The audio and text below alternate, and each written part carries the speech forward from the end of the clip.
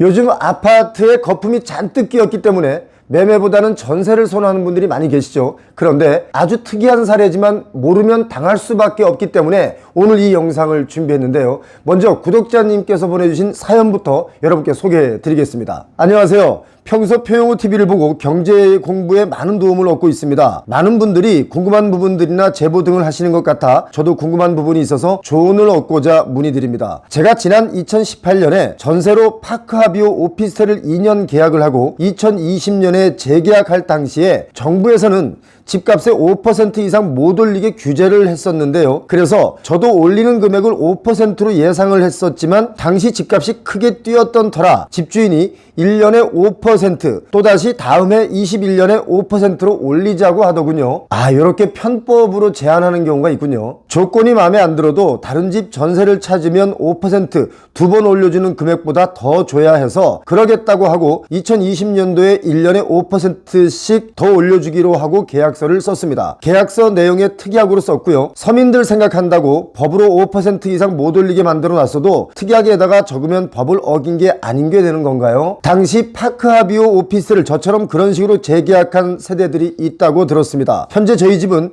만기가 끝나고 나올 때 집 전세가 안 빠져서 집주인이 시간을 벌려고 집이 나갈 때까지 더 있으라고 했는데 당시 저의 집도 개인 사정이 있던 터라 더 있을 수도 없었습니다. 만기에 급하게 다른 세입자 채워 넣는다고 제가 있던 전세금보다 조금 싸게 급하게 세입자를 찾은 상황이라 집주인이 불만이 많았었습니다. 저희가 나올 때 이삿짐 빼는데 지연시키고 마룻바닥 스크래치를 핑계로 현재 전세금 일부를 못 돌려받는 상황입니다. 아이쿠, 이게 말이 됩니까? 법으로 전세금 일부 반환 요청을 할 예정인데 2020년도에 당시 정부의 규제 5%로가 아닌 1년 단위로의 5% 올린 가격에서 또 5%로 올린 걸 특약에 적었다면 법적으로 문제가 없는 걸까요? 표용호님의 조언 부탁드립니다 라고 메일이 왔는데 지금 사실 이런 식으로 계약하신 분들이 생각보다 상당수 많이 계십니다. 자, 두 가지인데요. 2년마다 한 번이 아니라 매년 5%씩 올려받은 겁니다. 집주인이. 자, 그리고 특약에 넣어서 계약을 했는데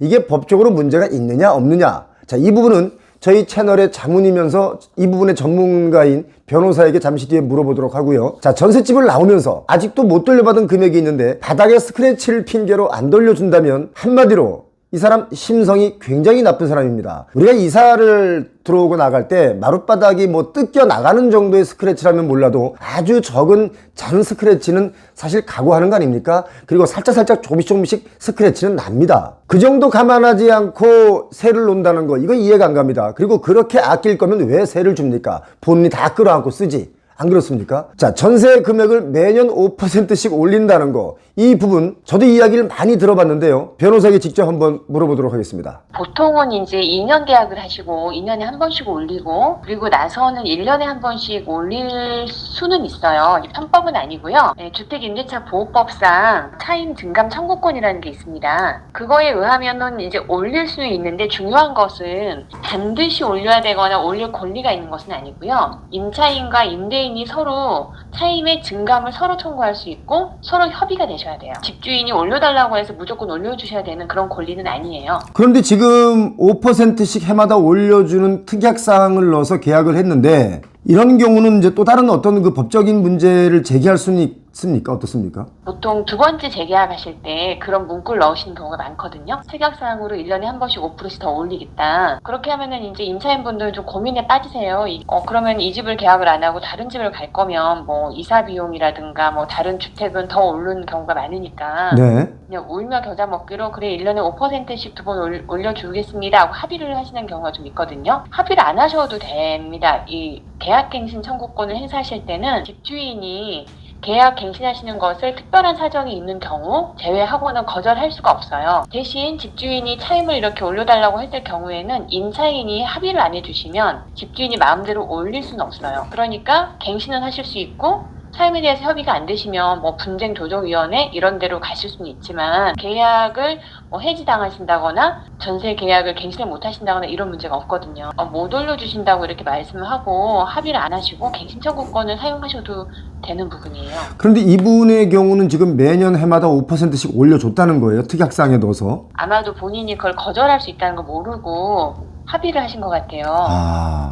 그런데 이제 일단 합의를 하신 이상은 내가 이걸 법률을 잘 몰라서 그랬다라고 주장을 하셔도 의미가 없고 합의를 하신 부분은 지키셔야 될 것으로 보입니다. 다만 주택임대차보호법 7조를 보시면은 임차인도 적절하지 않다고 생각될 때는 감액을 청구하실 수는 있어요. 그렇지만 이제 집주인이 그거에 대해서 또 합의를 해주셔야 되는 문제가 생깁니다. 그 전세금을 아직 다 돌려받지 못했다는 거예요. 이건 전세금 반환 청구 소송을 통해서 돌려받을 수밖에 없는 거죠. 금액이 얼마나 되셨는지를 모르겠는데요. 전세금 반환 청구하셔도 되고 내용 증명 같은 걸로 일단 보내셔도 될 것 같아요. 뭐? 집에 약정 끝난 인터넷 정수기 가만 놔두고 있었다고? 손해보고 있는 거야 너. 온라인 대리점에 전화 한 통이면 인터넷 TV는 최대 47만원, 정수기는 최대 30만원, 둘 다 바꾸면 77만원을 설치 당일날 받을 수 있어. 쓰던 요금 그대로 새 제품 받고 지원금까지 받는데 안 쓰면 손해지. 아유 뭐 말도 안 되는 소리라고? 전에 가전 렌탈 쪽에 독보적인 1위 아정당이라는 곳이 있어. 365일 밤 10시까지 상담해 주니까 지금 해봐. 지금 이 영상 보시고 아정당 유튜브로 가셔서 이벤트 참여하시면 선물을 받을 수도 있습니다. 요즘에 그 매매계약서나 전세계약서를 정말 잘못 쓰는 경우 순식간에 몇 억을 날릴 수 있다는 분들이 많이 있습니다. 그 내용은 또 어떤 내용입니까? 어떤 걸 조심해야 됩니까? 보통은 이제 계약서를 쓰실 때 금액란을 그 숫자로만 적으시고 공란을 남겨두시는 경우가 좀 있어요. 공란으로 남겨두시고 밑에 이제 도장을 찍으시는데 가끔 그 계약서 금액 있는 데다가 중요하다고 이렇게 공인중개사분이나 이렇게 도장을 찍자고 하시는 경우가 있어요. 예. 근데 그러면 도장을 찍게 되면 나중에 안 좋은 분을 만나면 그 부분을 사후에 두 줄을 긋고 수정을 한 것처럼 하고 다른 금액을 적을 수가 있습니다. 나중에 입증을 하셔야 되는데 뭐 물론 입증을 하실 수 있는 방법도 많이 있겠지만 어쨌든 일단 어려움이 빠지실 수가 있죠. 그렇게 이제 변조를 하게 되면 마치 줄을 그어서 금액을 고쳤기 때문에 도장을 찍은 것처럼 악용당하실 수가 있죠. 그러니까 사실 이게 법원에 간다고 하더라도 두 줄 긋기 전에 찍은 건지 두 줄 긋고 나서 찍은 건지를 분간하기 어려우니까 이런 경우도 있군요. 드물긴 한데 가끔 이렇게 사문서 위조 변조하시는 경우가 있습니다. 서현희 변호사와 한번 얘기를 나눠봤습니다. 저희들에게 많은 사연들이 올라오고 있는데요. 여러분들의 부동산으로 생긴 여러 가지 에피소드 사연 주시기 바랍니다. 뭐 사기를 당하지 않는 방법도 좋겠고요. 내가 처해져 있는 환경이나 분위기를 내용을 보내주셔도 좋고요. 자, 그리고 이런 분들 꼭 연락 주시면 고맙겠습니다. 표영호TV에서는요, 거주의 가치 추구를 위해서 24년 갑진년을 맞이해서 값진 곳을 소개하는 출연자분을 찾습니다. 우리 집만의 멋진 구조나 또는 인테리어 또는 소품, 나만의 주거 공간, 건물, 카페 좋습니다. 아무거나 좋습니다. 또는 굳이 멋지지는 않더라도 소소한 삶의 행복을 누릴 수 있는 그 공간을 소개해 주실 분을 찾습니다. 표영호TV를 시청해 주시는 분들과 공유하고 싶으신 분들 관련 사진이나 동영상 간단한 소개를 저희 메일로 보내주시면 저희가 사례를 드리도록 하겠습니다. 몇 평짜리 원룸도 되나요? 상관없습니다. 어떤 공간이든 소소한 삶의 행복을 누릴 수 있는 그런 가치 있는 공간을 소개해 주실 분이면 누구나 연락을 주셔도 좋습니다. 자, 표영호TV 구독자분들께서 부동산으로 눈물을 흘리기보다 부동산으로 행복해지길 바랍니다. 표영호TV 오늘 순서 여기까지입니다. 고맙습니다.